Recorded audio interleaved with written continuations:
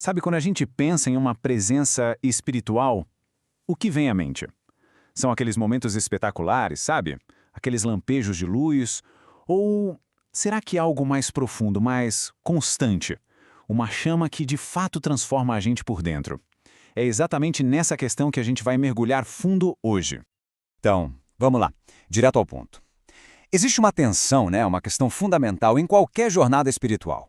A verdadeira experiência, ela se manifesta naqueles eventos uau, momentâneos, impressionantes, ou ela está na formação de um caráter, que é estável, que é transformado. É esse o dilema. E olha, essa pergunta não é de agora, não. O Zohar, que é um texto fundamental do misticismo judaico, já trazia essa distinção há séculos. A frase é incrível, né? Ele separa quem só recebe a luz, mas não consegue segurar, daqueles que se tornam a própria lâmpada, mantendo a luz acesa. A diferença aqui é gigantesca, é crucial. Um é só um espelho momentâneo, o outro é a fonte. Para a gente entender melhor, vamos organizar as ideias. Pensa assim, de um lado, a gente tem o que se chama de dons, sabe? São aqueles sinais que todo mundo vê, as manifestações carismáticas, os lampejos. Eles são impressionantes, claro, mas podem ser passageiros. Agora, do outro lado, a gente tem os frutos, e é aqui a coisa muda. Isso é a prova que vem de dentro, a evidência de uma comunhão de verdade. É a tal da chama constante, que queima de dentro para fora. E essa distinção fica ainda mais forte e até um pouco assustadora com essa passagem. Yeshua faz um alerta muito sério. Ele diz que muitos vão chegar mostrando seus dons, né? Ah, mas a gente profetizou em teu nome, fez milagres. E a resposta é um balde de água fria. Eu nunca conheci vocês. Isso é uau! Mostra com todas as letras que só os atos externos, por mais incríveis que pareçam, não são garantia nenhuma de uma conexão real. Ok, então, se os dons não são a medida final, qual é? Onde a gente olha? Bom, a resposta talvez esteja num conceito bem antigo, lá do profeta Isaías, os 7 Espíritos de Deus. E é aqui que a gente encontra a chave para desvendar o que realmente significa ter um caráter formado espiritualmente. Então quais são eles? A gente tem o Espírito do Senhor, o de sabedoria, de entendimento, de conselho, de fortaleza, de conhecimento e o de temor do Senhor. Mas calma, é super importante entender uma coisa. Não estamos falando de 7 seres diferentes, tá? Pensa neles mais como 7 dimensões, 7 facetas de um único espírito que trabalham juntas para restaurar o caráter de uma pessoa. Cada um é uma virtude essencial. E juntos eles formam um todo completo.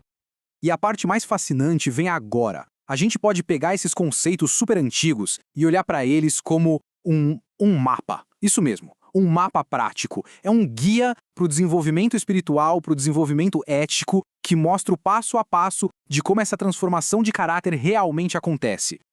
Certo. E para a gente conseguir ler esse mapa, a gente precisa de uma palavra-chave que vem lá da tradição judaica, Sefirot. O que é isso?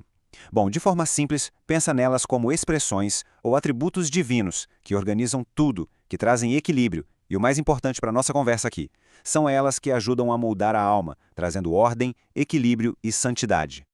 E é aqui que tudo se encaixa. Olha só essa conexão fascinante. O Espírito do Senhor se alinha com Keter, a coroa, que é sobre submissão total, reverência. Depois, sabedoria e entendimento se conectam com Chokhmah e Bina, que é o equilíbrio perfeito entre a intuição divina e o discernimento prático. Aí vem conselho e fortaleza, que correspondem a Chesed e Gevurah, ou seja, a bondade em ação e a força interior disciplinada. O conhecimento se conecta com Tiferet, que é a beleza, a harmonia que une amor e sabedoria. E para fechar, o temor do Senhor é Malkut, o reino, que é onde tudo isso se torna real, se manifesta aqui no mundo. Percebe? Juntas, essas dimensões formam uma estrutura completa para o caráter. Ok, a gente viu todas essas dimensões, esses conceitos, mas como a gente visualiza isso tudo junto? Como isso vira uma coisa só? É aí que entra uma metáfora simplesmente linda e poderosa, a do candelabro vivo.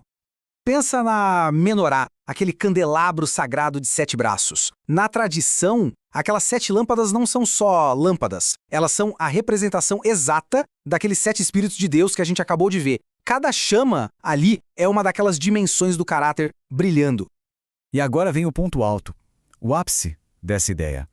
Quando alguém consegue cultivar essas 7 dimensões dentro de si, no seu caráter, essa pessoa se torna ela mesma uma menorá viva, um candelabro vivo.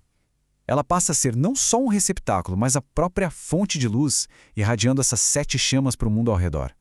E essa ideia de ser um portador de luz, de ser um candelabro vivo, ecoa perfeitamente naquelas palavras tão conhecidas, né? Vós sois a luz do mundo, deixem a luz brilhar. Quando a gente entende isso, essa instrução ganha uma profundidade totalmente nova. Não é sobre uma luz qualquer, uma luz abstrata. É sobre a luz específica dessas 7 virtudes, juntas formando um caráter completo e luminoso. Certo. Agora, chegando na parte final, a gente precisa se perguntar: por que essa distinção toda é tão importante? Por que se preocupar em diferenciar dons e frutos, lampejos e chama constante? A resposta é que essa ideia não é uma coisa isolada de uma única crença. Na verdade, ela é um ponto de convergência, um lugar onde várias tradições espirituais se encontram. Olha que interessante. A gente vê que a ideia de que os frutos do caráter são o teste final, isso é totalmente bíblico. Se a gente vai para a tradição judaica, o objetivo é o que eles chamam de tikkun, que é o reparo da alma, e o devekut, que é essa conexão constante com o divino. E no pensamento cristão, a ideia de que o espírito é uma presença constante, não só uma visita de vez em quando, é central. Ou seja, por caminhos diferentes, todas essas tradições estão apontando para a mesma verdade. Então, para a gente amarrar tudo, o ponto crucial é exatamente este. A verdadeira plenitude espiritual não se mede pelos shows pirotécnicos, pelos dons temporários. Ela se mede pelo fruto constante de um caráter que foi transformado. É isso. É essa a prova real de que a chama está de fato acesa.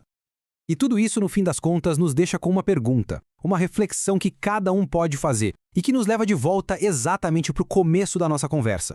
A luz que se manifesta através de nós é só um lampejo? Um brilho rápido que impressiona e some? Ou ela é uma chama constante? Uma chama alimentada por dentro, que ilumina de verdade e de forma contínua o caminho, tanto nosso quanto o de quem está ao redor?